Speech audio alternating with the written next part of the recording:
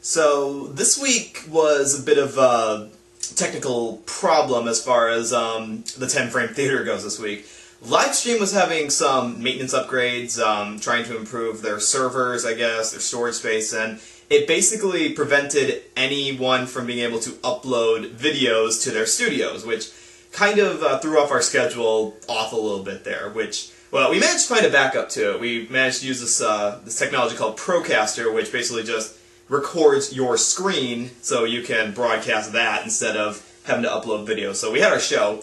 The problem was it pushed our schedule back further than normal on Thursday, and it basically it was too late at night. Cartoon news didn't get recorded, so we're making up for that right now by talking about the news for cartoons. But unfortunately, we got all these apples here that we picked because it's fall, and we wanted to make some apple crisp. So that's going to cut into our schedule a little bit. So what are we going to do about that? We're going to compromise. You ready to do this, buddy? Or are you just going to hang out over there? You want to? Okay, alright, come on. Come on up. Come on. Here. Here we go. Oh yeah, nothing like Lucky Charms and Cheerios, right? Yep. I'll take some of those too. They're still crunchy. Still crunchy. Alright. You gonna help me cover this, ma'am? Alright. You handle the commentary. So yeah, we're going to basically be covering the news for cartoons for the past week while we make up some apple crisp here in the kitchen. So yeah, a bit of a 2-for-1 here this week. So let's get started. I've gotta basically relook at my recipe here because apple crisp is a science, just like all cooking is, and really you should double check your recipe. Have a backup on hand here. Some people can do it from memory. I haven't gotten to that point just yet, but so basically we're gonna need apples, sugars, and I'll work off all the ingredients here. But anyways, so cartoons this week. So this week, or the past week I should say, was basically all about movies. We got a lot of news about movies. Some good, some not so good, but it's all basically tied into the theme of movies here. The first thing of note is actually a very good thing. Studio Laika made their third film called The Box Trolls, and it is already premiering in foreign theaters for about 2 weeks now. It came out in theaters in America finally, and it had an opening week of $17.3 million for its opening weekend. Now, movie-wise, that's not so bad. For an animated film, that's it's not the greatest. I mean, it's not Pixar money. It's not exactly like even DreamWorks money, but it is the most successful opening weekend that Studio Laika has had, which is very good. So we should congratulate them on that. It does help that they tend to release their movies around the fall season, which tends to be a really good time for, you know, horror-based films. Like, you know what I'm talking about, right? I need some from there. Baking powder. So I haven't seen it yet, so I can't talk about the reviews for it, but I can say that it's a good thing that it did make a good amount of money. It was only the number 3 film as far as box office returns go in America, but it has made a lot of money also overseas and combined with America, so we can call that mostly a good thing. I think we call it a good thing, right? We obviously still need to go see the movie, but yeah. So $17.3 million for Studio Laika's The Box Trolls. One thing we need here. Cannot make apple crisp without cinnamon. Now, whether or not they make any movies that are not monster-based or horror-based, or just that, you know, they make Coraline, Paranorman, now The Box Trolls, seems to be their niche. Whether they do something different from that, can't tell for now, but at the very least, they are not failing at movies, so do go see it, go support the art of stop motion. That is what we need nowadays, so salute to you, Laika. Oh, one last thing. When you are making anything, as far as cooking goes, always use real butter. Never use margarine. No margarine. Real butter. Trust me, it'll taste better. Alright, so now we got all our ingredients. The next thing we're going to need to do is to peel and core all of our apples, which was essential because getting rid of the peels will make the apples taste much better. And for those of you curious about what kind of apples we're going to be using, gotta find the right ones here, because we actually got a lot of different kinds of apples. So we are going to be using, here we go. We are going to be using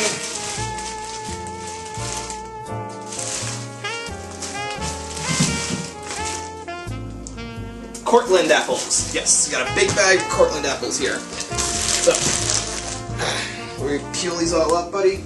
No, I'll do it. I got it. It's fine. So, next on the list, what happened next, Oliver? What happened else in cartoons this week? Oh yeah. Next on the chopping block for get a bowl while I'm doing this. Next up for what happened in movies is we finally got a preview trailer for the next Pixar film coming out. Now, Pixar's been a bit on the rocks lately as far as, I suppose, maintaining their reputation. But maybe they can turn that around soon, because next up we have a new film called Inside Out coming up. And the teaser trailer for it finally hit the airwaves, so we finally get a look at it. Just a bit of backstory. It is being directed by Pete Docter, who basically created and directed Monsters Incorporated and Up. So one of the good Pixar alumni are getting in on this. Yeah. I'm not really totally sold on the trailer for Inside Out. The hook seems to be for Pete Docter's films that he takes an eye-popping idea, monsters live in your closet, or a guy floating on a house carried by balloons, and turning it into a full-length movie, like really squeezing the creativity out of what was already a pretty eye-catching image. Inside Out's trailer, which you should definitely look up, it's just a teaser trailer, so we don't know much about plot, but it is basically emotions of a person personified and turned into the, like, controlling the person. Like, what it reminds me most of is this cartoon, this book series you may have heard of called The Mr. Men Show, which basically did the same thing. All the emotions were personified as this person, and that was their name. You're like, no, Mr. Happy or Mr. Sad or shoot, don't lose your apples. And that alone just kind of strikes me as like, well, we've kind of seen this premise before. How are they going to make it a story? Because we have no idea what the story is going to be. It is the emotions of your body personified. That is the hook right there. Now, it looks pretty. They gave distinct designs to all of the characters. It's got a good color palette. Like, again, kind of like the Mr. Men Show. It's got like the rainbow colors on all the characters. You want some? Always share your apples. Always share your apple. Again, Cortland apples, really good for baking. There you go. So, yeah, that's coming out.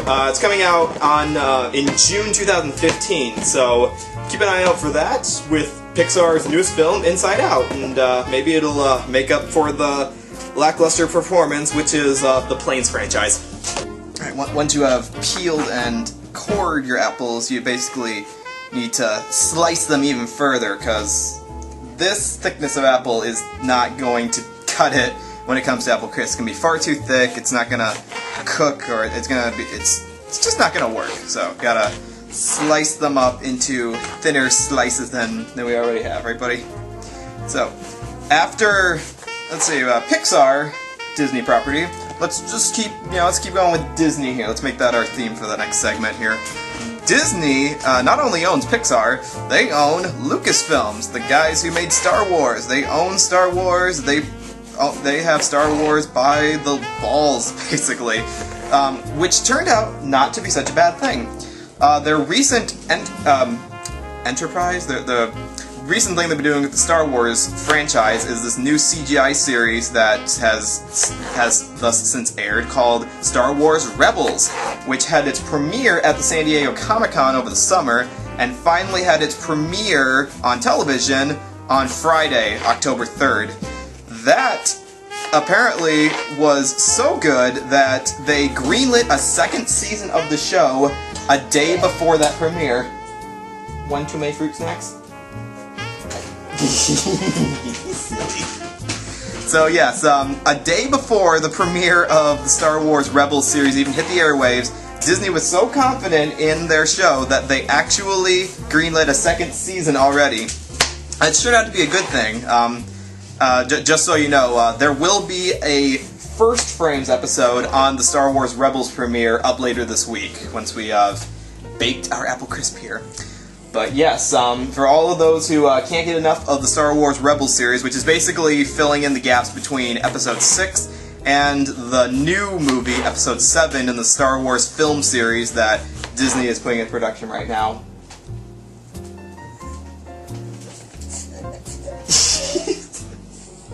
I need to take care of this guy here, but yeah, are we excited for the new series? Are we excited? Yay, more Star Wars Rebels! Woohoo!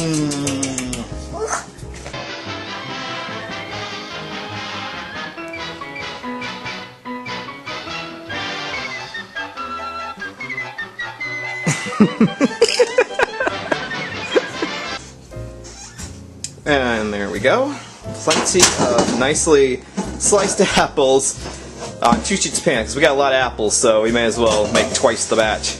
While my co-host here has decided to demolish my kitchen. Oh, trust me, he does this on a daily basis. And he likes doing it too, doesn't he?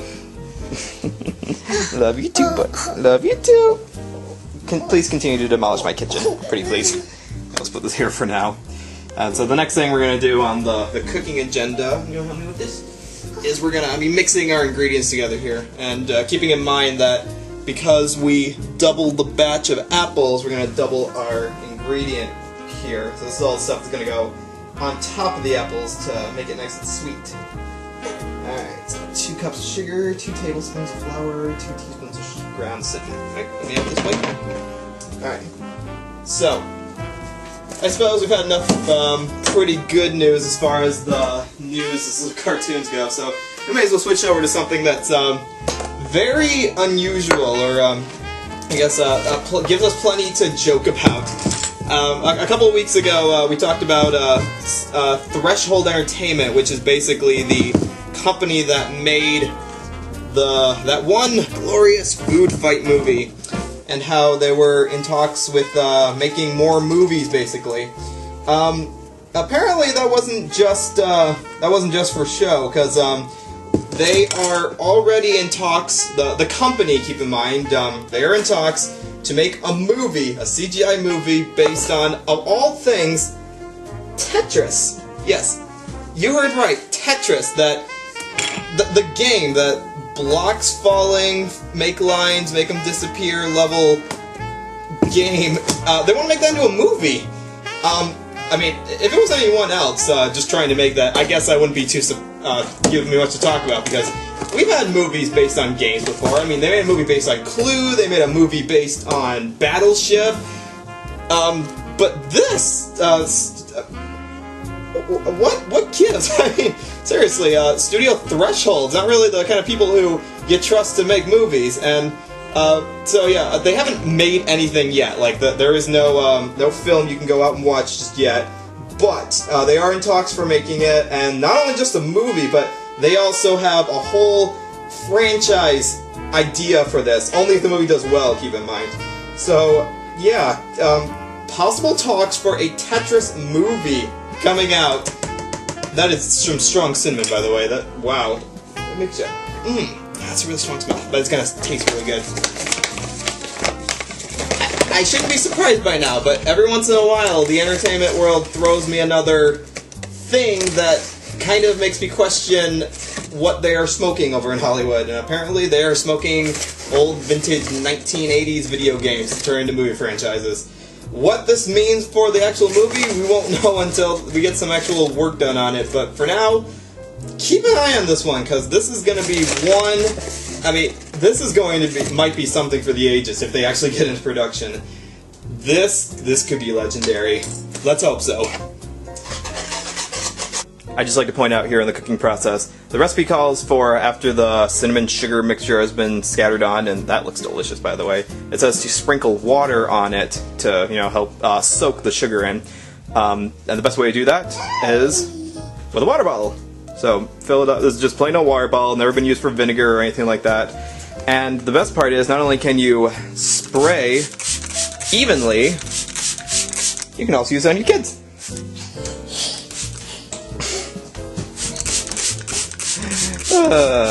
Okay, after that, I owed you a bottle, so enjoy. You say thank you? Say thank you? Can you say thank you? No, we'll work on that later. He seems to be a little camera shy. Need to work on that. Anyways. Alright, so to finish off, the last thing I need to do here is to make up the coating of oats that are going to go on top here. And this is perfect, because this will take enough time to talk about the last story of the week, which is a real doozy of a story. And this is not just like movies coming out or speculation. Like this is hardcore economics we got going on here. So listen carefully, everybody. DreamWorks Animation has an up and down history as far as business goes. They've made some very successful films. They made some very groundbreaking films, and they've also made a couple of not only just bad films but unsuccessful ones. So their long-term survival, I guess, has always been kind of up for question because they don't have a company like Disney backing them up, because you know DreamWorks' big competition seems to be Pixar more than anything else. Recently, someone has tried to buy DreamWorks Animation. Yes, you heard right. SoftBank, which is a Chinese company, which has a net worth of about like $64 billion, has made a bid to try to buy DreamWorks. More specifically, they have said, we will buy DreamWorks, the whole shebang, for $3.4 billion. That's some serious coin right there. It's not as much as, Pixar was bought for. Pixar was bought back in 2006 for like $7 billion or something like that. Like, Disney just, lock, stock, and barrel bought the whole thing. But, yeah, not as much as that. However, still could be a major player in DreamWorks' future if they are bought by the conglomerate SoftBank, which also is a big conglomerate. Yeah, they own a lot of Sprint. Is that right, buddy? Yeah, Sprint, that's what it was. And this is basically their SoftBank's attempt to get in on making original content, not just being a media conglomerate of telecommunications, but actually creating content by owning DreamWorks. Now, why them? Well, because DreamWorks' business has actually been shifting more towards China recently, because they've been working on a new studio over there. They've basically been outsourcing production of their film to China. They've got this new studio called DreamWorks Oriental, as it were. So it's not surprising that a Chinese firm would be interested in buying them. But what you guys are probably thinking, will this actually go through? I don't think so. I'm just speculative here. I don't think that this deal will go through. As of today, nothing has been finalized. They're in talks about it. Like the CEOs and the head honchos of DreamWorks Animation are in talks about it. But if I were to take a guess, I don't think that the deal is going to go through. I don't think DreamWorks is going to be bought out by SoftBank. Mostly because I don't think that they would want to lose that level of control that they have on their company right now. It's not like they would be like totally forced to make whatever their new landlords, I guess we want to call it, would tell them to. I need a new one of these. But it is possible that the agreement won't be met because it would just be too restricting. It would give DreamWorks capital to make films, but it may not work for them in the long term. So they may shy away from that, as it were.